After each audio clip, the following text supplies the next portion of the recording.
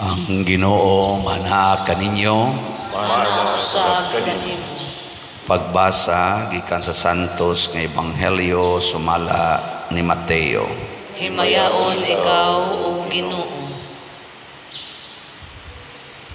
Misakay si Jesus sa usa ka sakayan ug mikuyog kaniya ang iyang mga tinun-an. Unya mikalit paghuros ang usa ka kusog nga subasko ug hisabuan ang sakayan. Niadtong higayuna natulog si Jesus. Ang mga tinun-an miadto kaniya ug gipukaw siya. Miingon sila, Ginoo, luwasa kami. Nagungaw kita sa kamatayon. Si Jesus mitubag, nganong nahadlok man kamo pag-ayo, pagkagamay sa inyong pagsalig. Unya mibangon siya o gipahunong niya ang hangin o ang mga balod o nibanos ang kalinaw. Natingala ang tanan o miingon sila, unsa ba kining tawhana nga bisan ang hangin ug ang mga balod mipatuo man kaniya. Ang Ebanghelyo sa Ginoo. Dayon ikaw o Kristo.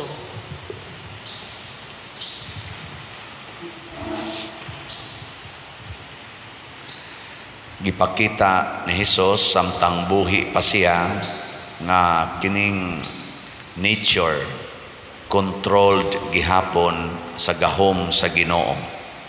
Nya kon kining maong gahom sa Ginoo mulihok din hinato, we can also control nature or atong makontrolar ang kaning kuan, kaning kinaiyahan. Nahitabo sad na ni propeta Elias bato nga iyang gipahunong og dagan ang adlaw. Diya say usa nga iyang kisa sa tong propeta gipabalik niya ang sa iyas bato, gipabalik niya ang kanini ang siga sa adlaw, pabalik. So makontrol ra gyud na kamo, nakasuway na mo control nang litan ang imong kana namagod tay batasan nga mayon ka inana mangyud ko, mao na mangyud na ako, mao na akong nature. Gikono suway ko control imong nature. Nang litan ka ng imong pagkahimalikas, kontrola ko no, makaya dili. Kanang pagpamakak, makontrol dili. Kanang kaulag, kanang kalaway, makontrol dili. Dili. Kanang pagkadakog kaon, sana makontrol dili.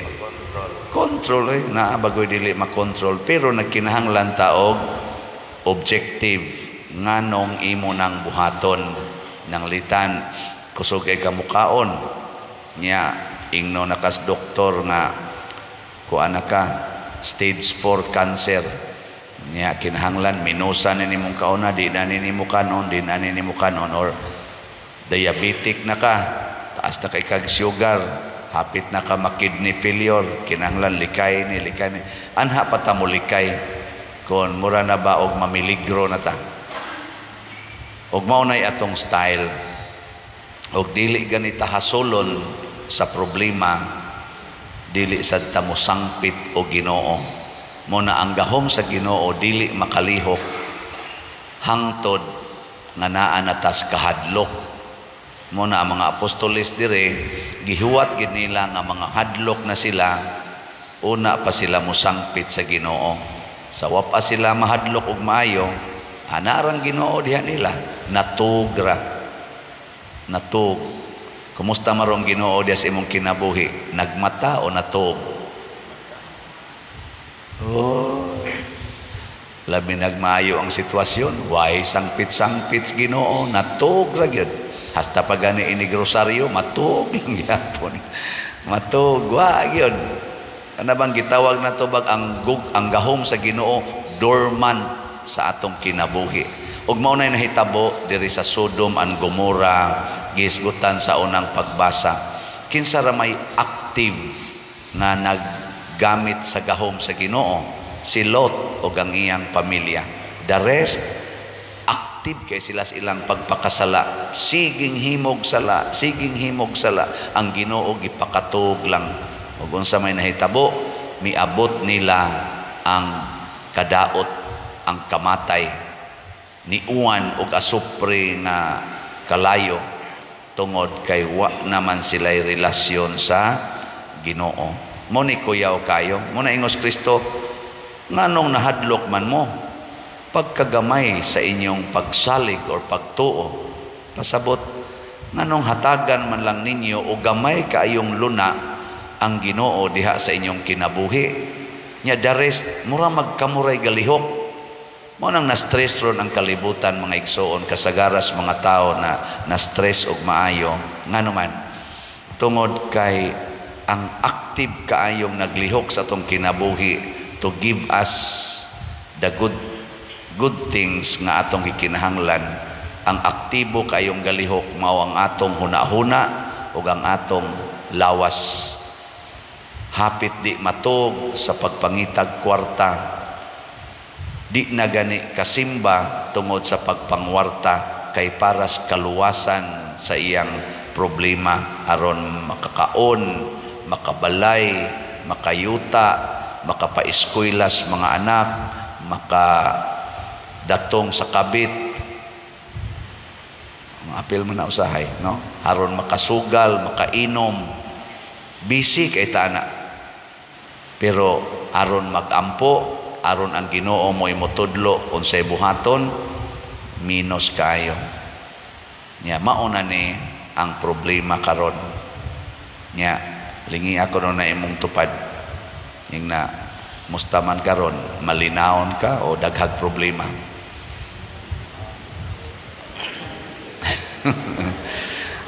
Inga na imong tupad, naong palang nako problema nako. Pag matag yung Ginoo, sa dihang ilan ang gi-activate ang Ginoo, nihunong ang hangin, nihunong ang balod, nilinaw. Ingon lang, usa man Ay, hibong-hibong pa kadiha. Nganong nahibong man ka, nakuyog man nato ang Ginoo. Mo ni nang nakaluoy natong mga katawhan karon. Kay ang Ginoo mikuyog nato, pero kita dili ta ba mutagad niya. Kanunay lang siyang naas daplin. Di ta mutagad. Diri sa ato ganing tubag sa Salmo, unsa ti atong tubag sa Salmo? Sa to? O Ginoo, ang imong kaluoy ania sa akong atubangan. Kana deklarasyon na nga ang panabang sa Ginoo naragid in front of us, pero usahay no ang aktong mata tuas unahan.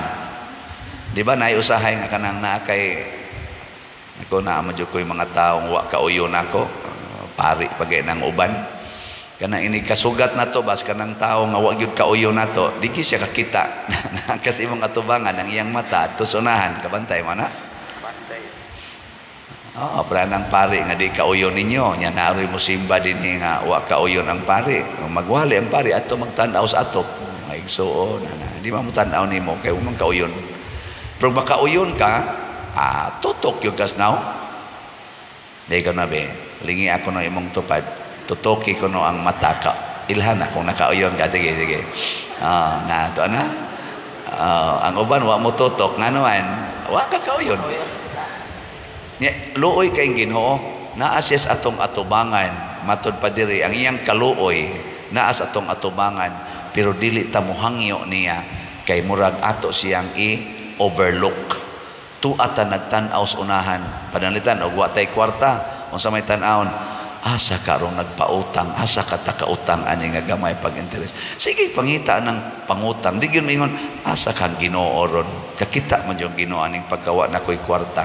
Ana, Ginoo mo'y pangita, dili to magpautang.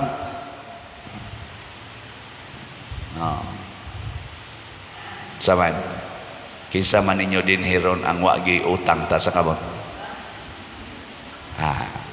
Kaya naagi ni pataas nga way utang. Duha sad kabuk ang uban in tao naputos na sa utang.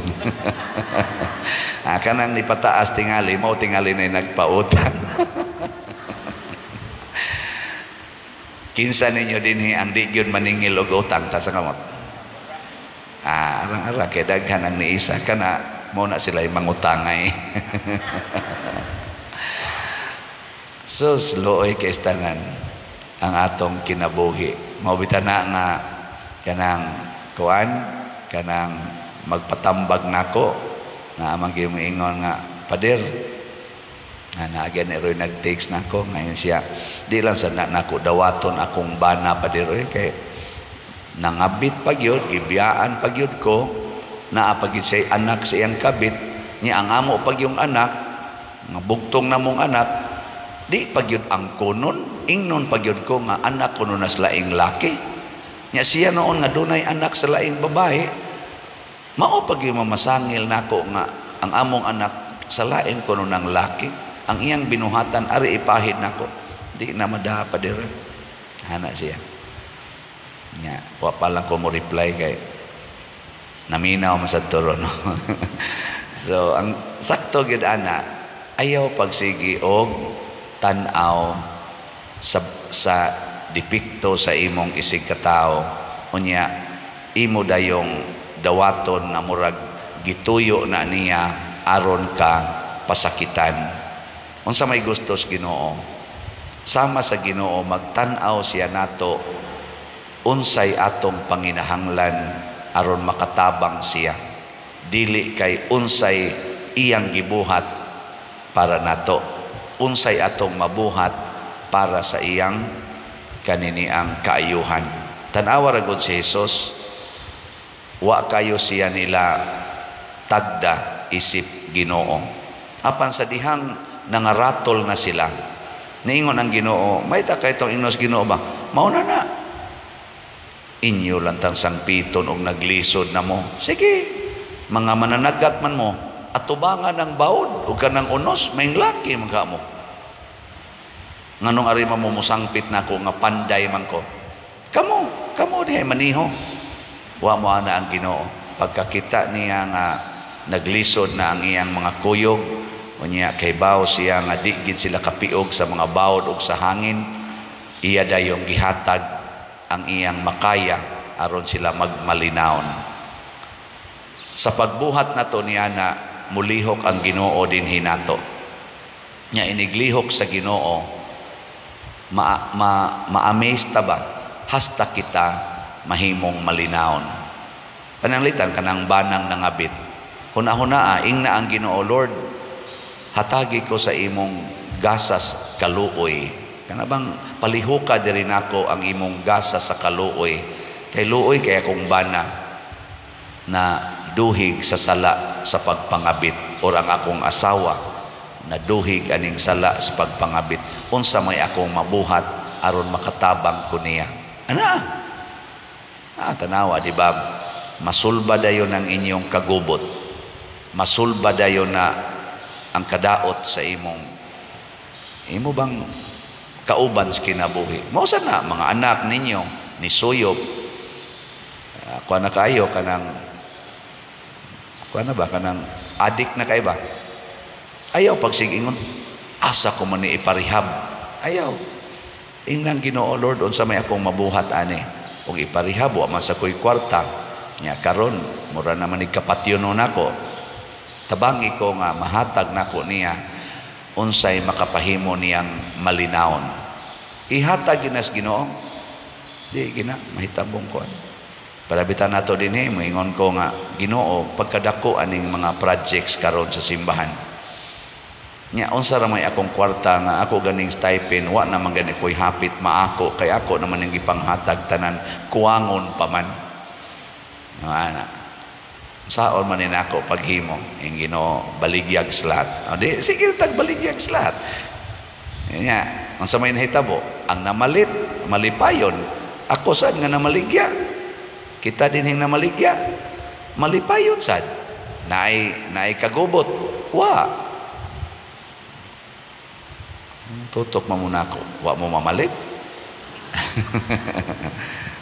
Sige, ato na sa ning i-update. Ang atong halin as of yesterday sa SBF DAG niabot na og 30,681 ka slots.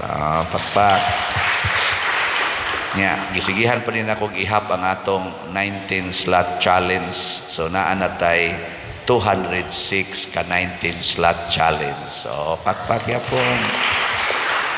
Simple kayo. Wa kita maghuna-hunaan eh.